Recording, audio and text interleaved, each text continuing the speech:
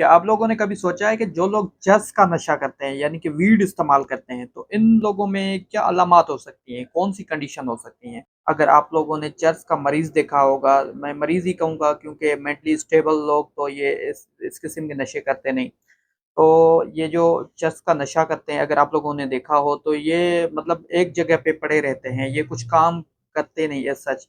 तो आम ज़बान में इनको चरसी भी बोला जाता है। तो क्या कंडीशन होती है इन लोगों की? तो बेसिकली ये जो भी लोग चरस का इस्तेमाल करते हैं, वीड पीते हैं, इनमें एक कंडीशन हो जाती है जिसको कहा जाता है ए मोटिवेशनल सिंड्रोम। तो आज की इस वीडियो में हम इसी पे डिस्कस करेंगे कि ये ए मोटिवेशनल सिंड्रोम क्या होता है। वैसे आज मैं क्लिनिक में बैठा हुआ हूँ, आज मैं यहीं पे वीडियो रिकॉर्ड कर रहा हूँ।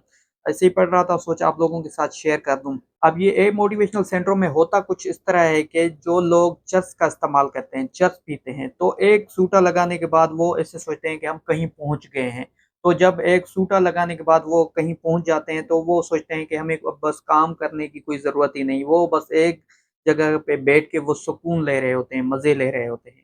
जब वो एक सूटे में ही कहीं पहुँच जाते हैं, तो उनको कहीं पहुँचने की ज़रूरत ही नहीं महसूस होती। इसीलिए इन लोगों में मोटिवेशनल सिंड्रोम हो जाता है, यानी कि इन लोगों की मोटिवेशन बिल्कुल ख़त्म हो जाती है। ये खुद को नाकारा महसूस करने लगते हैं। ये कहते हैं कि बस हम ये जो चरस पी रहे हैं, इसमें ही हमें इतना प्लेज़र मिल रहा है, तो बाकी कोई और काम करने का हमें कोई ज़रूरत ही नहीं।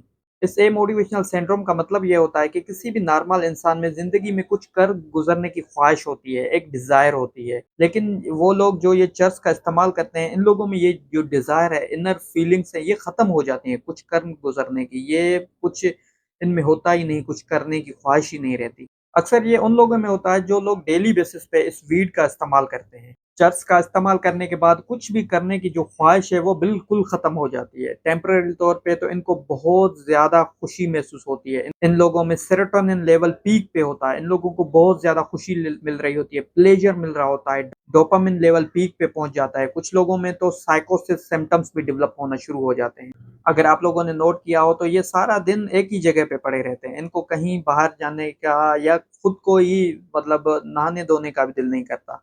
रिसर्च ये कहती है कि अगर कोई इंसान लंबे अरसे तक इस वीड का इस्तेमाल करता है तो उस इंसान के दिमाग में परमानेंट चेंजेस हो जाती हैं। ये जिस तरह मैंने न्यूरोप्लास्टिसिटी के बारे में बताया था, इसी तरह इन लोगों की नेगेटिव न्यूरोप्लास्टिसिटी हो जाती है और इन लोगों में साइकोसिस डेवलप हो जाती है। अब इसका इलाज भी सिंपल है, अगर कोई इंसान करना चाहे तो सिंपल ये, अगर नशा ख़त्म कर दें तो ये बिल्कुल ठीक हो जाते हैं। अगर किसी ने लंबे अरसे तक नशा किया हुआ है, अगर परमानेंट चेंजेस आ गई, फिर तो उस इंसान को किसी साइकियाट्रिस्ट की नीड होती है।